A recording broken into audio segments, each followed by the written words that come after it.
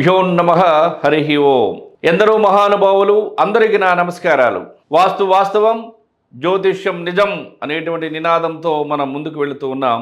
ఆ క్రమంలో జరిగినటువంటి ఒక యథార్థ సంఘటనని మీకు తెలియాలని మీ ముందుకు తీసుకురావడం జరిగింది.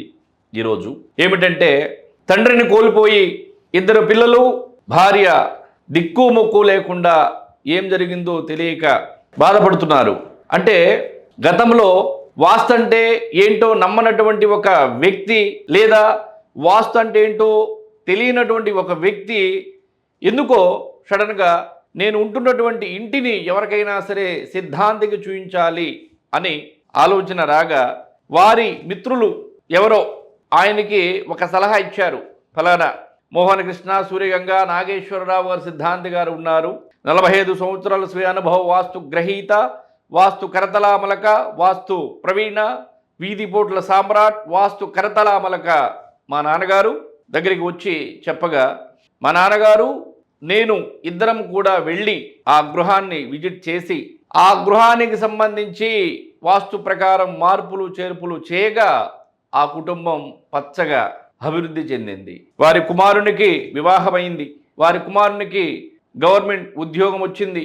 సరే, ఏమైనా సరే వాస్తు ప్రకారం నిర్మాణాలు, ప్రాకారాలు లేదా వాస్తు ప్రకారం సవరణలు చేసిన తరువాత వారి కుటుంబానికి మంచి జరిగింది. అలాంటి వ్యక్తి మమ్మల్ని వారి గ్రామానికే ఒక ఉపద్రవం లేదా ఒక అపాయం జరిగినప్పుడు మమ్మల్ని పిలవటం జరిగింది. ఎందుకు పిలవటం జరిగిందంటే, వారి కుటుంబం కూడా ఆపదల్లో ఉన్నప్పుడు వాస్తు దోషం ఉందని అతను గ్రహించాడు. కాబట్టి వారి ప్రక్కన ఉన్నటువంటి గృహానికి సంబంధించి కూడా ఒక ఆపద వచ్చింది. కాబట్టి ఆయనకి ఒక ఆలోచన వచ్చింది, ఈ ఇంట్లో ఖచ్చితంగా వాస్తు దోషం ఉంది, వాస్తు దోషం ఉండటం వల్లనే యజమాని చనిపోయాడు అని గ్రహించి వాళ్ళకు చెప్పి వాళ్ళ యొక్క అంగీకారం తీసుకొని మమ్మల్ని పిలిపించడం జరిగింది. మేము వాళ్ళకి ఒక డేటు ఇచ్చి ఆ డేట్ ప్రకారం వెళ్ళి విజిట్ చేయడం జరిగింది. అక్కడికి వెళ్ళి చూస్తే అన్నీ కూడా వాస్తు దోషాలు కనిపించాయి. ఏ విధంగా ఉంది ఆ గృహం అంటే, ఇది ఇల్లు, ఇది యజమాని ఖాళీ స్థలం, తూర్పు మెయిన్ రోడ్డు, తూర్పు రాజమార్గం లేదా ఆ స్థలానికి ఆ ఇంటికి సంబంధించి తూర్పు మాత్రమే రోడ్డు ఉంది. ఇది దక్షిణం, తూర్పు, దక్షిణం, పడమర, ఉత్తరం. అంటే దక్షిణ భాగంలో ఇల్లుంది.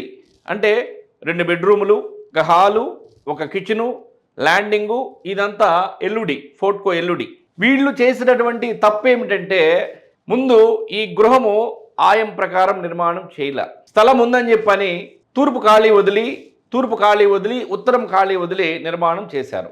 బాగానే ఉంది. ఇంకొక విషయం ఏంటంటే, నైరుతి వాస్తు శాస్త్రం ప్రకారం ఆయమే పెట్టలేనటువంటి వాళ్ళు నైరుతి 12 అడుగుల గర్భాన్ని ఎలా తేలుస్తారు? నైరుతి 12 అడుగుల గర్భం లేదు అంటే నైరుతి 12 అడుగుల గర్భం తేలాలి. అది శాస్త్రం ప్రకారం మార్కింగ్ ఇచ్చేవాళ్ళు మాత్రమే చేయగలరు. తర్వాత ఈ బెడ్రూమ్కి పడమర ఎంట్రన్స్, పడమర కూడా ఖాళీ వదిలారు, దక్షిణం కూడా ఖాళీ వదిలారు. ఈ బెడ్రూమ్కి పడమర ఎంట్రన్స్ ఇచ్చారు. వీళ్ళు చేసినటువంటి పెద్ద తప్పిదం ఏమిటంటే, వీళ్ళకి తెలిసి తెలియక ఇది బాత్రూమ్, ఈ యొక్క నైరుతి బెడ్రూమ్ ఏదైతే ఉందో ఈ బెడ్రూమ్కి ఆనిచ్చి బాత్రూమ్ కట్టారు. అంటే ఇక్కడ ఏమైంది? నైరుతి పెరిగింది. ఎలా పెరిగింది? ఈ బాత్రూమ్ కట్టుట వలన నైరుతి పెరిగింది. అంటే ఆయం లేదు, గర్భం లేదు, నైరుతి బాత్రూమ్ ఈ గోడకి ఆనిచ్చి కట్టడం వలన నైరుతి పెరిగింది. నైరుతి పెరిగితే ఏముంది? ఇంకా నైరుతి నుయ్యి మృత్యువు చాచును చెయ్యి.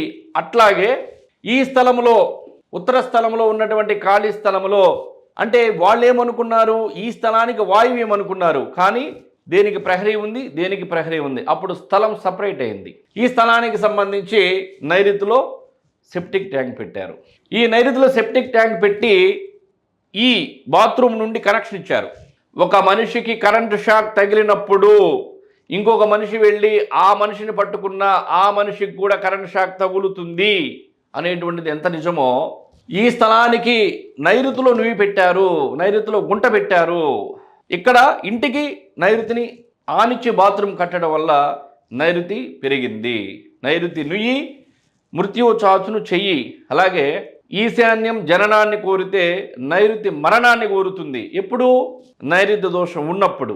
తండ్రిని కోల్పోయి, భర్తను కోల్పోయి, ఇద్దరు మగపిల్లలు, ఒక భార్య అలోలక్షణ అల్లాడిపోతుంది.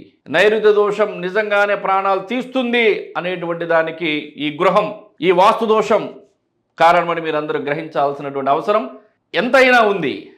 దోషం ఏర్పడిన దగ్గర నుండి ఈ గృహస్థులకి ఈ నైరుతి దోషం కానివ్వండి, ఆయం లేకపోవటం కానివ్వండి, నైరుతి మూల గర్భం లేకపోవటం కానివ్వండి, ఈ ఖాళీ స్థలంలో నైరుతి గుంట పెట్టడం వలన కానివ్వండి, అప్పటి నుండి దోషం ఎప్పుడైతే ఏర్పడిందో అప్పటి నుండి ఆ గృహస్థులు అష్టకష్టాలకు గురయ్యారు.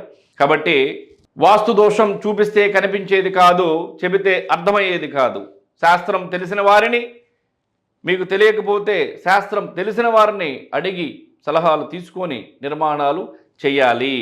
ఈ విధమైనటువంటి వాస్తు దోషాలు ఉండటం వలన ఆ గృహంలో యజమాని పశ్చిమ నైరుతి యొక్క దోషం యజమానికి, పురుషునికి కత్తివేటు. వాళ్ళు తెలిసి తెలియక చేసినటువంటి తప్పిదానికి కుటుంబ యజమానిని ఆయుష్ ఉండి కూడా అర్ధాయుష్కునిగా చేసి వాస్తు దోషం తీసుకెళ్తుంది, త్వరగా మరణం వచ్చేలా చేస్తుంది. కాబట్టి మేము వెళ్ళి చూసిన తర్వాత వాళ్ళకి వాస్తు ప్రకారం మార్పులు చేర్పులన్నీ కూడా చేయటం జరిగింది. వారికి సంబంధించినటువంటి ఫీడ్బ్యాక్ ఏదైతే ఉందో అది కూడా మేము రానున్నటువంటి వీడియోల్లో ప్రతి ఒక్కరు కూడా మీకు తెలియజేస్తాము. ఇవన్నీ ఎందుకు తెలియజేస్తామంటే వాస్తు శాస్త్రానికి సంబంధించినటువంటి ప్రభావం మనిషి పైన, గృహము పైన ఏ విధంగా ఉందో మీరు తెలుసుకోవాలనేటువంటిదే మా ఆలోచన. ఎందుకంటే మీరు వాస్తు లేదు అంటే, వాస్తు శాస్త్రం లేదంటే లేకుండా ఏం పోదు, దాని ప్రభావం ఉంటుంది. శాస్త్రాన్ని మనం శాస్త్రంగా తీసుకున్న రోజు ఆ శాస్త్రం మనల్ని కాపాడుతుంది, శాస్త్రంగా తీసుకుని రోజు ఆ శాస్త్రం మనల్ని పతనం చేస్తుంది.